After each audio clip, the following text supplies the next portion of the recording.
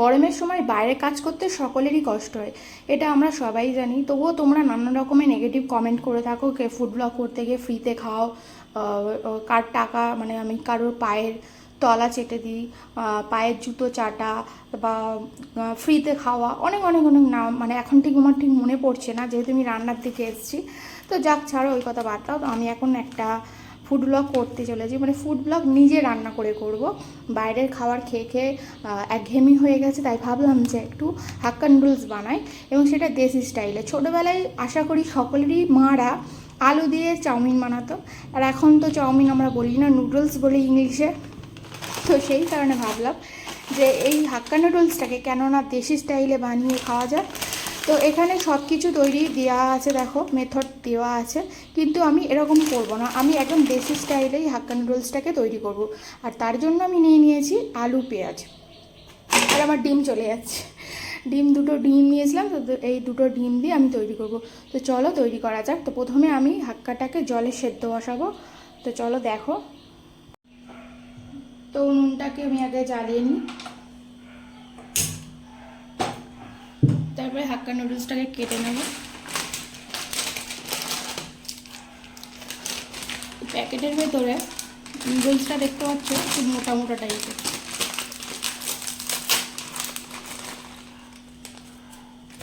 এটা আমি first time বানাচ্ছি এরকম বলবো না, আমি আগে বানিয়েছিলাম, কিন্তু সেটা হাক্কা স্টাইলেই বানিয়েছিলাম। কিন্তু আজকে আমি তোমাদের তো বললাম সম্পূর্ণ দেশি স্টাইলে বানাবো।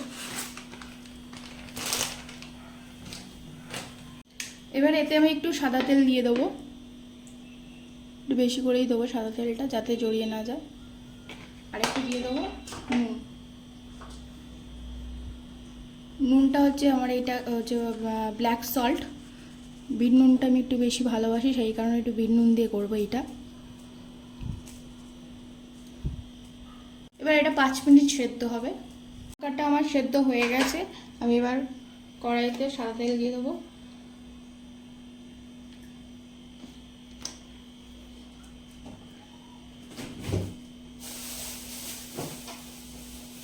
দিয়ে দেবো দুটো কাঁচা লঙ্কা,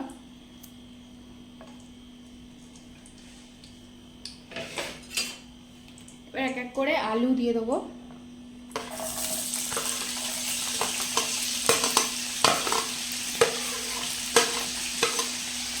পেঁয়াজ দিয়ে দেবো।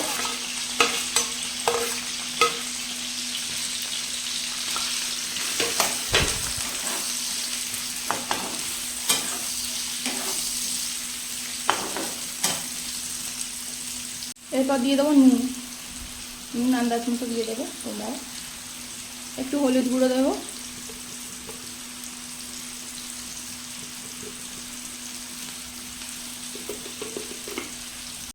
এবার দিয়ে দেবো অল্প করে আদা রসুন বাটা,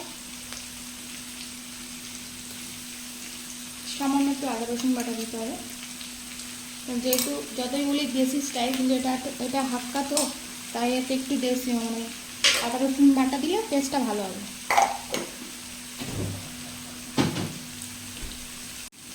এরপর দিয়ে দেবো কাশ্মীরি রেড চিলি, 1 চামচ দেবো কাশ্মীরি রেড চিলি, আর দিয়ে দেবো 1 চামচ ব্ল্যাক পেপার।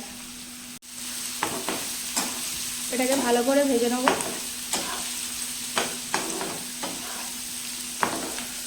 দারুণ একটা কালার এসছে আর খুব সুন্দর একটা গন্ধ বেরিয়েছে।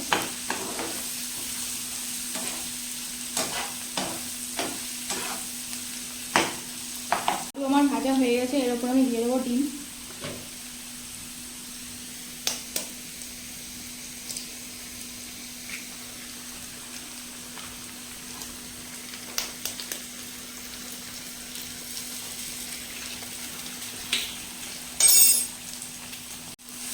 এবার ভালো করে নেড়ে চেড়ে নুডলসটা দিয়ে দেবো, হাক্কাটা দিয়ে দেবো এরকম। এবার আমি হাক্কাটা দিয়ে দিচ্ছি। এতে আগেই আমি নুন দিয়ে রেখেছিলাম, তাই আমি আর নুন অ্যাড করবো না।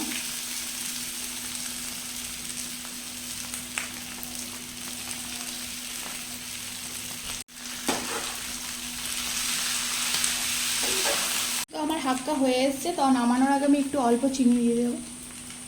চিনি দিলে টেস্টটা খুব সুন্দর হবে।